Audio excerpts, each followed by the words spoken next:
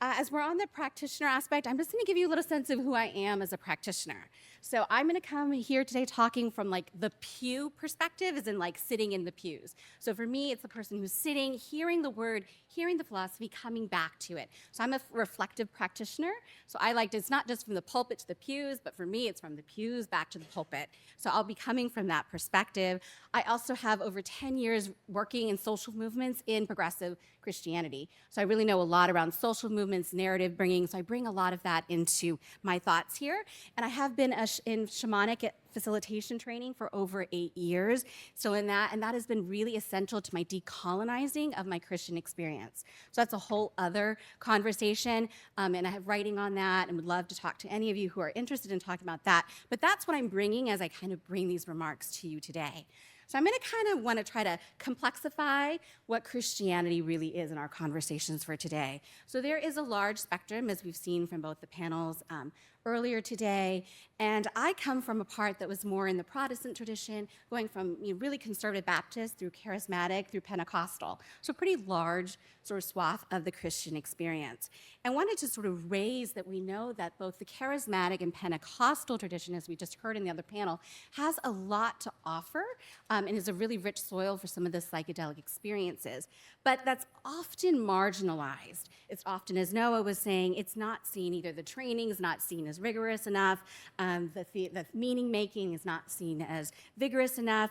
But I just want to recognize that a lot of that also comes from a racialized bias, particularly within the United States. Communities of color have always been in the charismatic and Pentecostal movements in the majority. And so sometimes people are wary of it, and wariness may not just be a spiritual wariness that they're having, but it could have a racialized undertone to it. So I just want to make sure that that's really present in this part of what we're seeing. And as Noah said, the global church is actually charismatic and Pentecostal, and it is growing.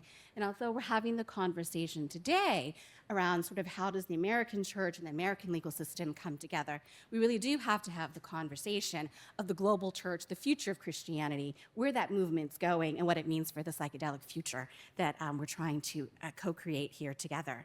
But we know within the Pentecostal and charismatic movements, there's really ripe areas within that, whether that's the testifying, as we've already heard, the induction of the Holy Spirit, the stage of consciousness, trance, ecstatic movement, that's all really there. And so I really want to encourage people to think of that community as one to build relationship with, both study, and to also lift up as a practice. So for today's context, I really want to talk about what are really the ministries of evidence? So if we're having this legal conversation, we're having theologians, priests talking about it, that's from the pulpit down, but how do we find evidence of a spiritual practice through the community? So that's a lot of what I think about. What are these ministries of evidence, what they could be?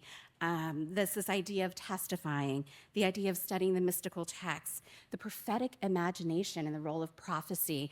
Walter Brueggemann writes about the prophetic imagination is actually the way that we give the freedom of God.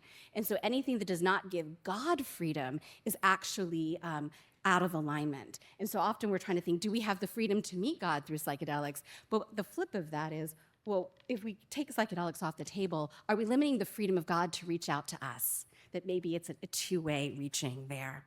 I'm also looking at this idea of fasting, dietas. I've combined those two together. Integration circles, as Ron had talked about, are really important as well. Looking at this idea, many of you probably have read the book or have been part of it, probably contributed to them, this idea of psychedelic justice. And what does psychedelic justice look like along with social justice within the church? What would those ministries look like? They're inspired, as we talked today. What is going, as Razak said, what's outside of the tent? What's inside of the tent? How can we not only wait for the academy and the law to create a framework, but what is the ground, the emergent frameworks that are coming from the communities? And for those of you that are doing research and are building this sort of catalog of work, really want to encourage you to actually look at the people and their practices, not just those who hold the institutional power, but actually the power of community. And as we looked at, earlier we were talking about creating containers, and particularly in the Jewish panel, I want to share a quick story around creating a Christian container. So I'd probably been in the work five to 6 years before I was expressly in what we would probably define as a Christian container. And I was sitting in it, and we had a facilitator who was doing the work who was not Christian at the time, but felt comfortable enough to host a group of Christians for this experience. And we had a Eucharist, or in my word, we'd say communion. You have the elements of the bread and the wine. It was very sort of moving. There was a moment where I was sort of up and really interacting with the elements and felt the energy of those elements for the first time. It was quite powerful. And the facilitator was standing to my right, and all of a sudden, bam, the facilitator gets slain in the spirit. In the literal Pentecostal way. And no one else in the room was from a Pentecostal background, so they were like, what just happened? And I was like, I know what happened. And so we go through and sort of helped in this moment of figuring out what it was. But what that moment, and that person then reported that as a conversion experience for the facilitator.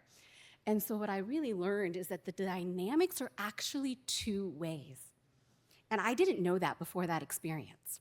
I thought, okay, the facilitator was going to set the room, set the thing, and we would be making the container, but I never thought about how the container could influence the actual facilitator. So something to keep in mind as well, and it's something that I also think about as I design those sorts of experiences for people of that two-way energetic. And it also really reminded me to think about how do we really build teams of facilitation.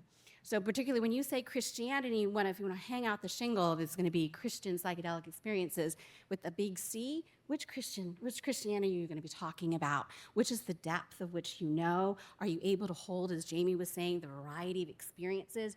Are you going to be comfortable if someone starts speaking in tongues?